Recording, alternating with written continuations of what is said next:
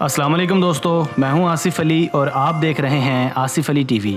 Viewers, मियां मोहम्मद नवाज शरीफ पाकिस्तान की एक बड़ी सियासी शख्सियत हैं। ये 3 मुख्तलिफ अदवार में पाकिस्तान के वज़ीर आज़म रह चुके हैं। बड़े सियासतदान होने के साथ साथ ये पंजाब की एक बड़ी कारोबारी फैमिली से ताल्लुक़ रखते हैं। ये पाकिस्तान के वो वाहिद पॉलिटिशियन हैं जो 3 मरतबा पाकिस्तान के मुंतखब वज़ीर आज़म रह चुके हैं। दोस्तों, आज की वीडियो में हम साबका वज़ीर आज़म पाकिस्तान मियां मोहम्मद नवाज शरीफ की मुख्तसर बायोग्राफी लेकर हाजिर हुए हैं।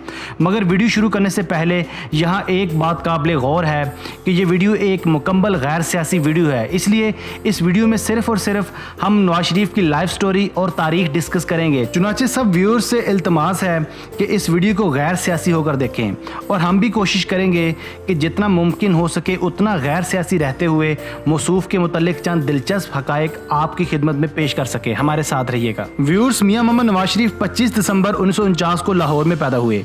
ये लाहौर की एक अपर मिडिल क्लास फैमिली थी। इनके बाप मोहम्मद शरीफ एक बड़े बिजनेसमैन और सेल्फ मेड इंसान थे। मोहम्मद शरीफ ने अपनी मेहनत, लगन और खलूस नीयत के बल पर मुल्क की 2 बड़ी कंपनीज जिनमें इत्तेफाक फाउंड्री और शरीफ ग्रुप शामिल थे की बुनियाद रखी। मोहम्मद शरीफ के कुल 3 बेटे थे जिनमें नवाज शरीफ, शहबाज शरीफ और अब्बास शरीफ शामिल हैं। मोहम्मद शरीफ ने साल 1930 की दहाई में सनतकारी में कदम रखा। ये उस वक्त की बात है जब बामुश्किल चंद मुसलमान घराने सनतकारी के साथ मुंसलिक थे। ये एक क़दामत पसंद और मशरकी रवायात का हामिल खानदान था। व्यूअर्स, साल 1947 तक शरीफ खानदान सनत और कारोबार में अपना नाम पैदा कर चुका था। शरीफ फैमिली दरअसल एक पंजाबी कश्मीरी फैमिली है। नवाज शरीफ ने अपनी इब्तदाई तालीम लाहौर से हासिल की। इन्होंने अपनी schooling Saint Anthony High School Lahore से मुकम्मल करने के बाद गवर्नमेंट कॉलेज यूनिवर्सिटी लाहौर से अपनी ग्रेजुएशन मुकम्मल की और फिर इसके बाद पंजाब यूनिवर्सिटी लाहौर से ही कानून की डिग्री हासिल की। नवाज शरीफ की अपने तालिब इल्मी के अदवार में कुछ ज़्यादा दोस्तियाँ नहीं थी। तकसीम हिंद के कुछ ही अरसे पहले नवाज शरीफ का खानदान रायवेंड से लाहौर के पोश इलाके मॉडल टाउन मुंतकिल हुआ था। मियां साहब को बचपन से ही क्रिकेट खेलने और मूवीज़ देखने का शौक था। इनके मुताबिक गवर्नमेंट कॉलेज यूनिवर्सिटी में दौरान तालीम ख्वाजा आसिफ से इनकी दोस्ती हुई थी। अपनी तालीम मुकम्मल करने के बाद मियां साहब बाकायदा इत्तेफाक ग्रुप का हिस्सा बन गए। इत्तेफाक ग्रुप चीनी, स्टील और टेक्सटाइल की तैयारी में खासी मकबूलियत रखता था। इनको इत्तेफाक में कलीदी ओहदा सौंपा गया। सिलसिला यूं ही चलता रहा। मियां साहब इत्तेफाक ग्रुप में अपने फ़राइज़ सर अंजाम देते रहे। ये उन दोनों की बात है जब मियां नवाज शरीफ समेत पूरी शरीफ फैमिली का सियासत के साथ दूर दूर तक कोई ताल्लुक ना था। दोस्तों, मियां नवाज शरीफ की सियासत में एंट्री का वाकया खासा दिलचस्प है। ये 70 की दहाई की बात है जब उस वक्त के वज़ीर आज़म जुल्फ़िकार अली भुट्टो ने इत्तेफाक ग्रुप समेत मुल्क की चंद बड़ी सनतों को नेशनलाइज कर दिया। जब शरीफ खानदान के स्टील के कारोबार और दीगर सनतों को कौमिया यानी नेशनलाइज किया गया तो इस बात का शरीफ फैमिली पर गहरा असर पड़ा। यहीं से नवाज शरीफ ने सियासत में शमूलियत इख्तियार करने का ऐलान कर दिया और कहा जाता है कि जुल्फ़िकार अली भुट्टो से अपनी सियासी दुश्मनी भी पाल ली। व्यूअर्स, साल 1976 में नवाज शरीफ ने पंजाब की सबसे ज़्यादा मकबूल तरीन जमात मुस्लिम लीग में शमूलियत इख्तियार की। कहा जाता है कि नवाज शरीफ को बाकायदा पाकिस्तानी सियासत में लाने वाला कोई और नहीं बल्कि जुल्फ़िकार अली भुट्टो को फांसी दिलवाने वाला इस वक्त का फौजी डिक्टेटर जनरल ज़िया-उल हक था। याद रहे, जुल्फ़िकार अली भुट्टो को कत्ल केस में फांसी दी गई थी। जनरल ज़िया-उल हक की हुक्मरानी में नवाज शरीफ को पंजाब काबीना का हिस्सा बनाते हुए वज़ीर ख़जाना मुकर्रर किया गया। इसके बाद 1981 में इन्हें पंजाब मशावरती बोर्ड में भी शामिल किया गया। यूं मियां साहब साल 1981 तक पाकिस्तान की सियासत का एक अहम किरदार बन चुके थे। मियां साहब चूँकि एक बाअसर फैमिली से ताल्लुक़ रखते थे, इसलिए इनकी सियासी बसीरत और असर और रसूख को देखते हुए साल 1985 में जनरल ज़िया-उल हक की क़यादत में पंजाब का वज़ीर आला मुकर्रर किया गया। अगस्त 1988 में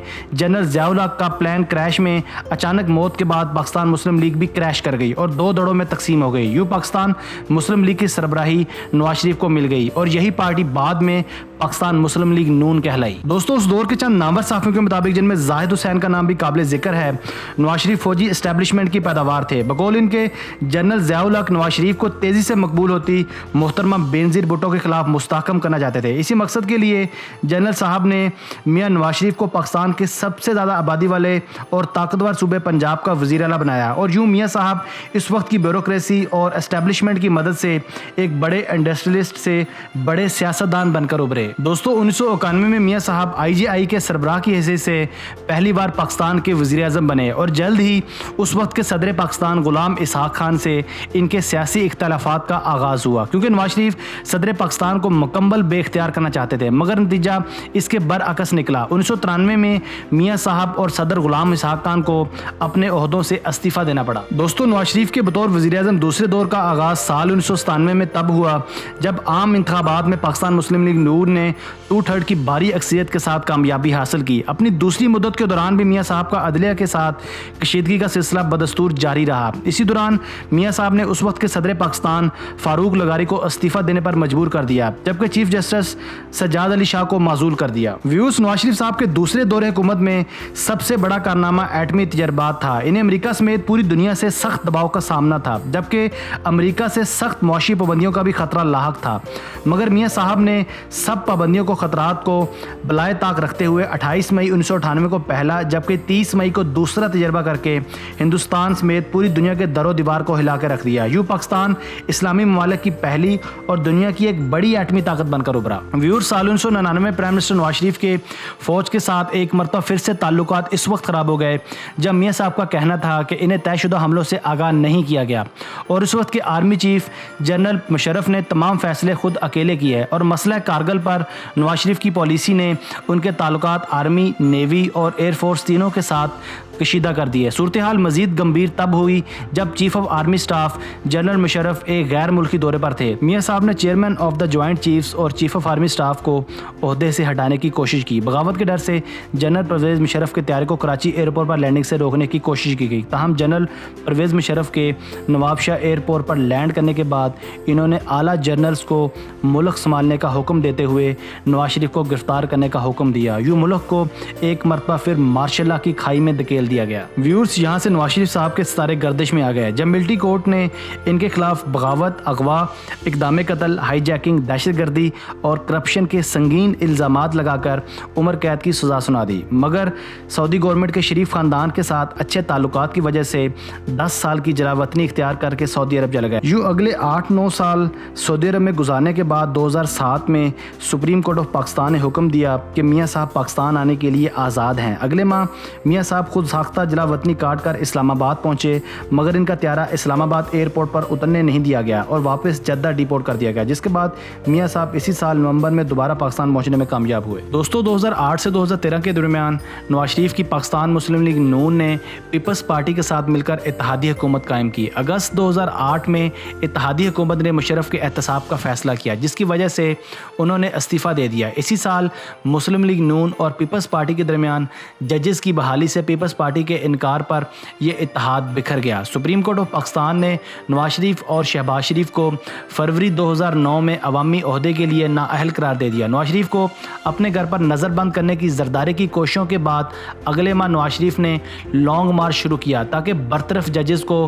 بحال کروایا جا سکے۔ ویورز، مئی 2013 میں نواز شریف کو تیسری دفعہ وزیر اعظم منتخب کیا گیا، مگر انتخابات میں دھاندلی اور فراڈ کے الزامات لگے۔ شریف حکومت نے کراچی میں پاکستان رینجرز کے تحت آپریشن شروع کیا، جس کا مقصد سب سے بڑے شہر سے جرائم اور دہشت گردی کا خاتمہ تھا۔ دوستو، 4 اپریل 2016 کو پاناما پیپرز لیک میں وزیر اعظم نواز شریف کی بیٹی مریم نواز کو 2 آف شور کمپنیوں کا بینیفیشل مالک قرار دیا گیا۔ اکتوبر 2016 میں Panama papers case supreme court of Pakistan میں زیر سماعت آیا تاکہ شریف خاندان پر منی لانڈرنگ اور ٹیکس بچانے کے حوالے سے تحقیقات کی جا سکیں۔ فیصلہ سنانے کے بعد سپریم کورٹ نے ایک مشترکہ تحقیقاتی ٹیم JIT کی تشکیل کا حکم دیا، جس نے نواز شریف کو کیپٹل FZE نامی ایک دبئی میں قائم کمپنی کا چیئرمین پایا۔ 28 جولائی 2017 کو سپریم کورٹ آف پاکستان نے آئین کے آرٹیکل 62 اور 63 کے تحت میاں محمد نواز شریف کو صادق اور امین نہ پاتے ہوئے نااہل قرار دے دیا۔ یوں میاں صاحب نے اس فیصلے کو تسلیم کرتے ہوئے وزارت عظمیٰ اور پارلیمنٹ سے استعفیٰ دے دیا۔ دوستو، فیصل آباد کے ایک آبائی علاقے دسوہ میں ایک بڑی روحانی شخصیت حضرت صوفی برکت علی لدھیانوی کا مزار شریف ہے۔ میاں صاحب اکثر بابا جی کے پاس تشریف لے جاتے تھے اور انہیں اپنے ساتھ چلنے کا کہتے تھے، مگر بابا جی سرکار ہمیشہ انکار کر دیتے تھے۔ ایک دن بابا جی ابو انیس محمد صوفی برکت علی سرکار نے نواز شریف کے سامنے یہ پیشگوئی کی کہ تم صرف 3 مرتبہ پاکستان کے وزیر اعظم بنو گے۔ 28 جولائی 2017 کے سپریم کورٹ کے فیصلے کے بعد تقریباً اب ایسا ہی نظر آتا ہے کہ میاں صاحب شاید اب کبھی پاکستان کے وزیر اعظم نہ بن سکیں گے اور ان کی عملی سیاست کا بھی شاید مکمل خاتمہ ہو چکا ہے۔ ویورز، میاں نواز شریف ملک کی ایک بڑی کاروباری شخصیت ہیں۔ ان کا شمار پاکستان کے پہلے 5 अमीर तरीन इंसानों में होता है। ये कश्मीरी ओरिजिन से ताल्लुक़ रखते हैं। इनकी शादी साल 1970 में मशहूर कश्मीरी पहलवान गामा की नवासी कलसूम नवाज से हुई। इनके 4 बच्चे हैं, जिनमें 2 बेटे और 2 बेटियां शामिल हैं, जिनमें हसन नवाज़, हुसैन नवाज़, मरीम नवाज़ और आसमा नवाज़ शामिल हैं। मरीम नवाज़ की शादी कैप्टन सफदर, जबकि आसमा नवाज़ की शादी साबका वज़ीर ख़जाना इसहाक डार के बेटे अली डार से हुई। यूँ इसहाक डार नवाज शरीफ के करीबी साथी होने के साथ साथ रिश्तेदार भी हैं। एक अंदाजे के मुताबिक शरीफ फैमिली के पास इस वक्त 1.5 बिलियन US$ के असासाजात मौजूद हैं। दोस्तों, मैं हूं आसिफ अली और आप देख रहे थे आसिफ अली टीवी। मैं उम्मीद करता हूं कि आपको ये वीडियो भी पसंद आई होगी। अपनी मोहब्बत का इजहार वीडियो को लाइक करके और कमेंट्स करके कीजिएगा। हमें आपके कमेंट्स का शिद्दत से इंतज़ार रहेगा। अगर आपने अब तक हमारा चैनल सब्सक्राइब नहीं किया तो अभी सब्सक्राइब कर लें, क्योंकि हम आपके लिए ऐसी स्टोरीज़ लेकर हाजिर होते रहेंगे। Thanks for watching this video. Keep watching Asif Ali TV.